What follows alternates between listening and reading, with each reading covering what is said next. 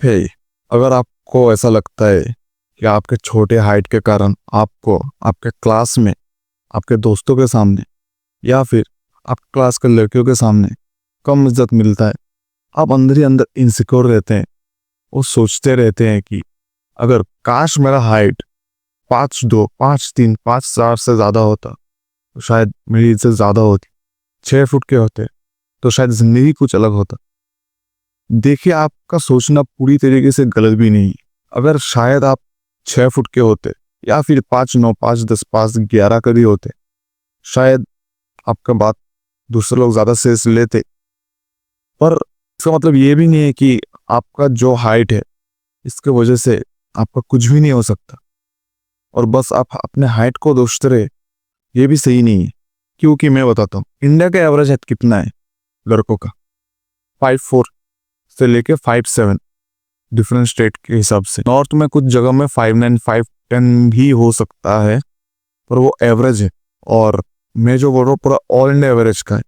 तो मान लीजिए अगर आपको लगता है कि 6 फुट के होते हैं तो आजकल सारे लड़कियों को 6 फुट के ही गाइस चाहिए, तो ऐसा है कि उनको लगता है 5'9", 5'8", उनका इतना भी हाइट डिफरेंस हो जाए तो 6 फुट का है।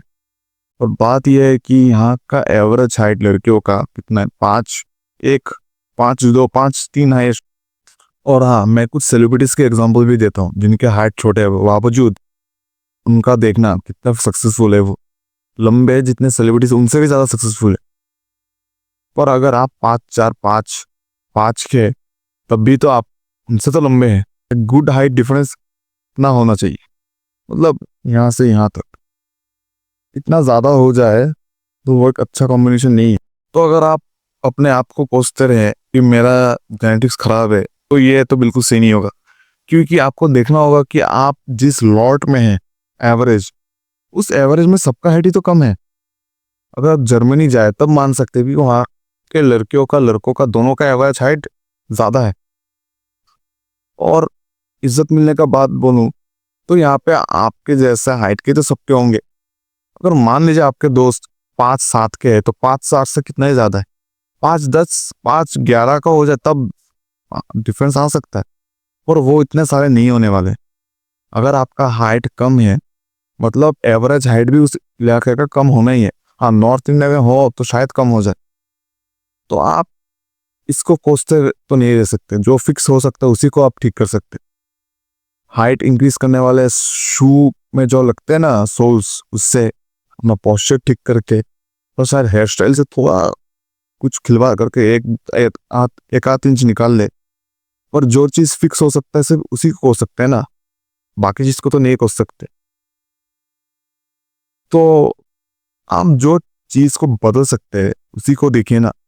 बस अगर आप इसको ही कोसते रह गए तो नहीं होने वाला। हाँ, अपने फ्यूचर जनरेशन का बारे में चिंता कर सकते हैं। अगर आप टीनेजर है तो डाइट ठीक कर सकते हैं, नींद ठीक कर सकते हैं।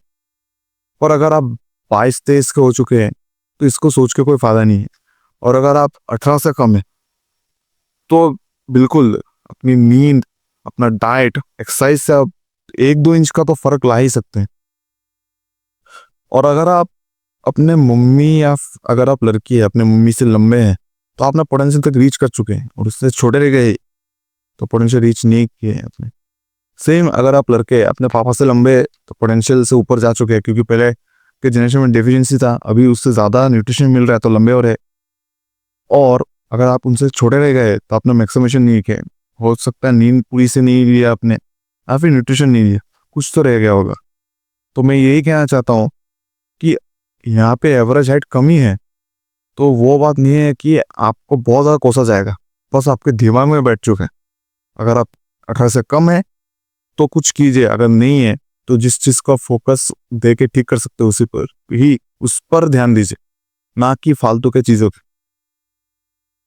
तो अपने इनसिक्योरिटीज पे काम करना बिल्कुल ठीक बात है, इसी से असली चीजें होता है। और इसी चीज को लेके बैठने से काम नहीं होने वाला। तो ठीक है गाइस, अगर आपको ये वीडियो अच्छा लगा तो चलता हूँ, लाइक कर देना, सब्सक्राइब कर देना, और नेक्स्ट वीडियो के लिए आप बिल्कुल रेडी रहिएगा। बाय।